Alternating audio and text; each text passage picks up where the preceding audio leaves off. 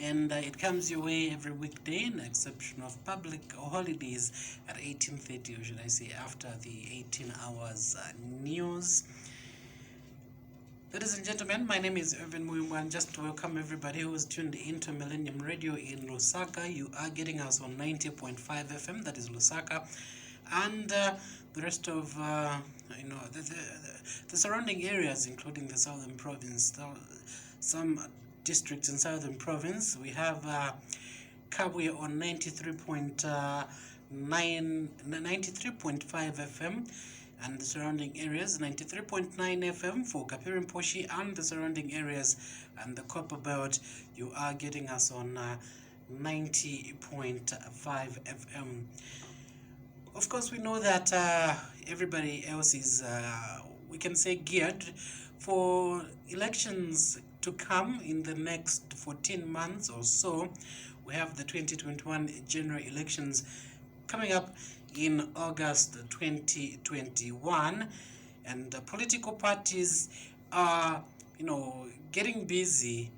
Some of them, of course, those that are serious to contest, are getting busy on the ground to prepare for that particular race, which is usually fierce.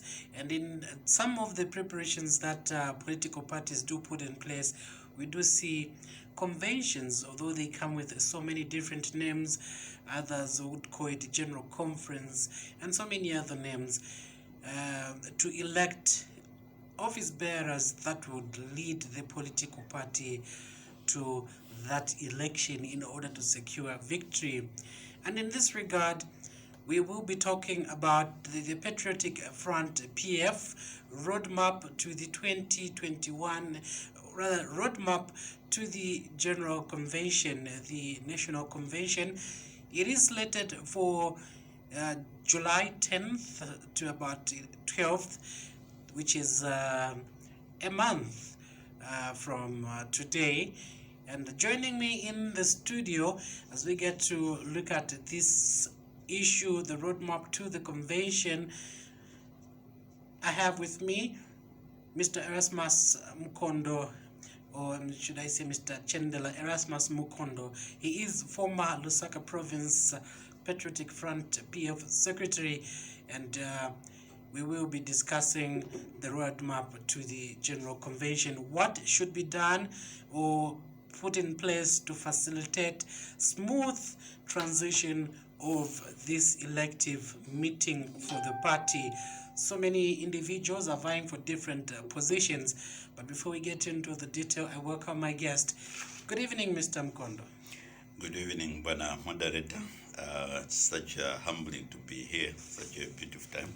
Indeed. And we also say good evening to all our listeners and viewers out there. Indeed. Well, Mr. Mukondo, I think before we get to issues to do with the intra-party elections, we did have by-elections in the Western Province, Yes. as well as in Northern Province. There was also a by-election, and the Patriotic Front seemed to have performed very well. In today's Daily Nation, the ruling Patriotic Front has scooped all three ward by-elections in Western and Northern provinces, Nakato and Imalio in Nalikwanda constituency went to the ruling party, as well as Mulilo ward in Chulubi constituency. So you have banked these seats. What do you attribute this victory to? Thank you very much, Comrade Muyumba. So humbling to see how the people of Zambia have continued demonstrating the confidence in the Patriot Front, and winning in such a province, which we can put in inverted commas. It's a stronghold for the UPND. It's really telling us that we are a growing party. We are a party which has moved from Lusaka, Luapula. We went into Eastern Province, being the latest. That was in 2015-2016, through the presidential by-election, and then we arrived in Eastern Province by 2016. So this is an indicator that by 2021, the Patriot Front will be finally in Western Province.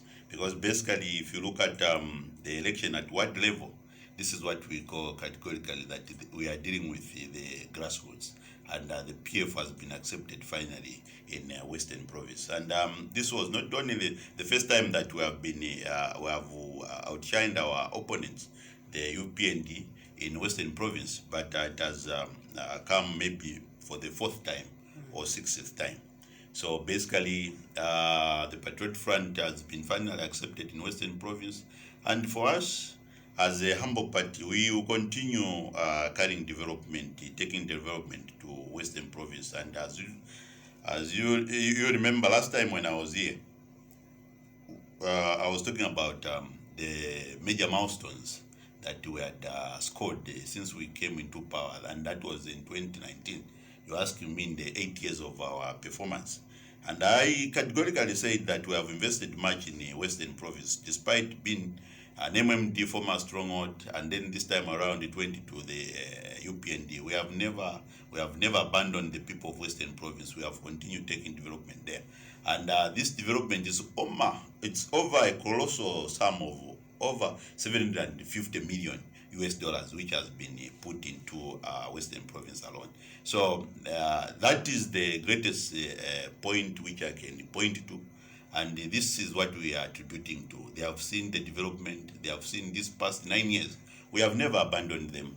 We have been with the people of Western Province, and we have been facilitating all the developmental projects, despite being an opposition stronghold. And the people there, they have rightly seen that we are the right people who can take them to the right destination of develop Zambia as we have espoused it. We want it to be ranked as the second middle income nation.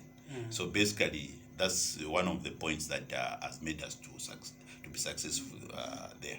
And then the other part, it's because of a very good team which the president has put there, and which is led by MCC Kafuka and the team. And there's a mobilization team that he has constituted. They have worked flat out, non-stop there, and this is the reason why that we have continued reclaiming our position as a ruling party, not only here in the capital cities and other urban areas, but we are looking at it like now it's time we should continue getting support from across the nation. Okay. And this is what it is demonstrating. So basically, you are confident as a party that 2021 will be an easy game for you? Beyond reasonable doubt. You know, one, Edgar Chagwalungu is a very humble person, and he has demonstrated that he's a man of the people. And when he talks about development, we are talking about development starting from the people of Dundumwezi there to where we are now, the same constituencies in Masho Ward, and that is in Narikwanda, and other places where we can get, even in the northern province, in northern cluster area there. We have continued. We have had challenges. We have faced challenge after challenge, but the people have seen that this government is determined to work for the people of Zambia, to continue being a pro-poor party. There are challenges in the northern bloc, like we had on the southern side, we had this dry spell. On the northern bloc, the other side, we had almost 2 million people affected with the floods. But this is an area where everybody has felt like, let's continue supporting the PF. So that win that we have got from the northern circuit, it's an indicator that we have continued well on the same positive trajectory route. Okay. Getting to our issue of today, the roadmap to the convention, the intra-party elections that you will be, is it, you call it the convention or the general conference? The general conference. The general conference. Yes. That is the correct terminology I should have used. Yes. The general conference to be held in, it was initially announced in January that it will be held in July. Yes. That is between the 10th.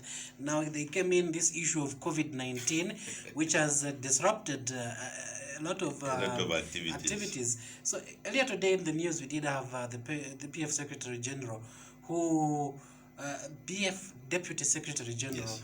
that is Madam Mumbipiri, who said the party has made progress in preparation towards the July 2020 General Conference.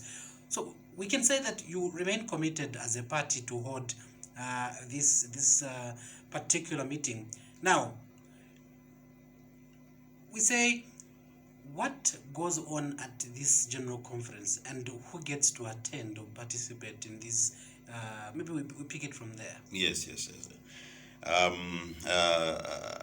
want to pick it from our Deputy Secretary General. One was said that we have made tremendous progress towards the same, and it remains in July. And getting back to what the President said, that is living in the new normal, that is accepting that this is now an endemic thing. And through the ways that our Deputy Secretary General, one Honorable Mumbipiri, has emphasized on the same, that we have made the proper preparations toward the same. This is a clear demonstration that the PF, it's a democratic party, and despite having COVID as a huge challenge, we take the governance of this country very serious, because if you talk about elections, it's one of the requirements, constitutional requirements, that we need to fulfill as a ruling party and then also as a political party.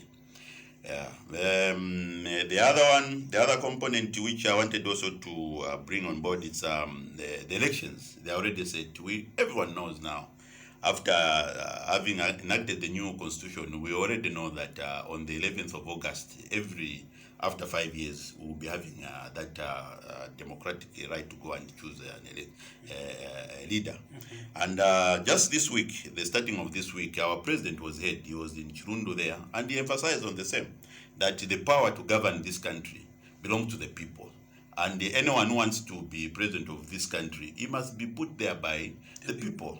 So basically, this is where we are coming from. And for us, it's a very satisfactory indicator that our president is a democratic president. And then our Secretary General has managed to build this team from way back 2018, from the section level to the ward, the constituencies, the districts, and now the 10 provinces which have already finished. And we are only remaining with Lusaka, which will have any time that. So basically the preparation is already done.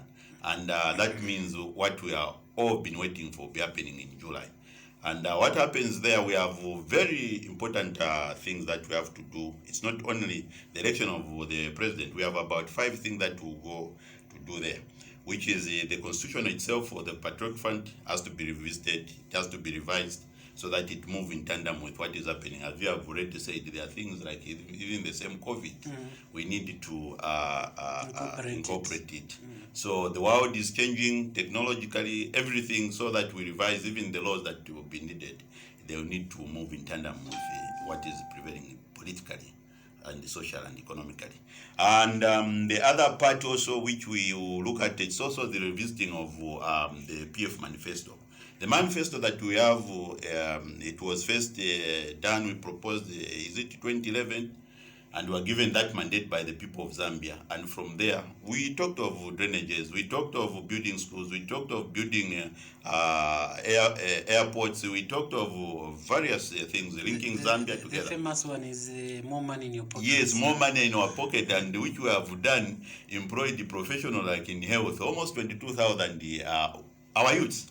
Between 20 years, is it 21 years to 35, they have been employed. Okay. So when you're talking about quality jobs, we are very ready to look and say, this is what we have done. And that was the manifesto that we had given the people of Zambia in 2011. And it was revised, and it had to move in tandem with the 7th National Development Plan. So even at this coming conference, we have to also to revise the 7th National Development Plan, so that it moves in tandem with the manifesto, which will be pending, or which will be unveiled to everyone there. So basically, then it will move on now to the election of the president, and after that, the constitution, the re-election of through the new elected president, the reconstitution of the Central Committee, which have more than 72 members of committee there. So basically there will be some dissolution, and then the people who participate there, we call them delegates. So basically that's what normally goes on there. There are a lot of activities, a hive of activity, and we are talking about purely everything is governance. Okay, so and the people who normally participate, we start normally from the councillors. You know, if you Lusaka, we have 33 councillors. How many districts? You find Luangwa, maybe they have also 15. So if you look on average, you'll be talking about 20. And then you multiply by 100 and almost, how many districts? We have constituencies, 158 constituencies. If we have that, those are the numbers. You find that maybe the councillors alone, they can even go to as much as more than 1,000. So those are part of the delegates. And then also the provinces themselves, they have special committees, the provincial committees, which are about, if you talk about 2,400. Because each province, it has 24 executives. So 240, sorry, not 2040. So there are other now, the honorables, the ministers themselves, they will be there. And then also there are what we call on ward level, they will be able to pick about 3. Constituency level, they also pick maybe 12. And district level also they could be picking 12 or 18. So the delegates are all elected officials? They are all elected officials. And not any ordinary member, maybe Kada or somewhere? No.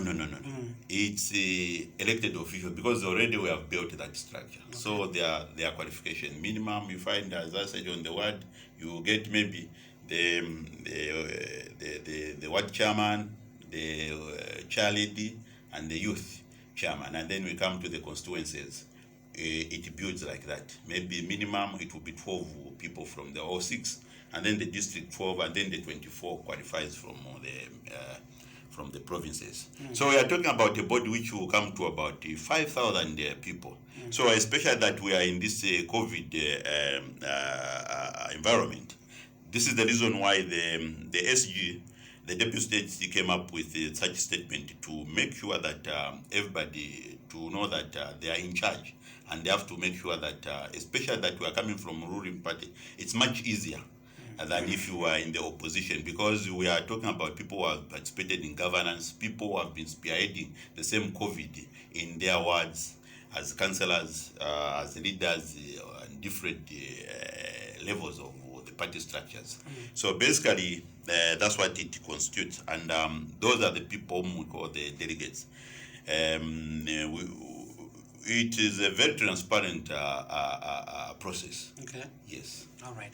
Ladies and gentlemen, this is Talk at 6, brought to you by Reaper Stockfeed, and we should be taking a break shortly for the news headlines coming up at 19 hours.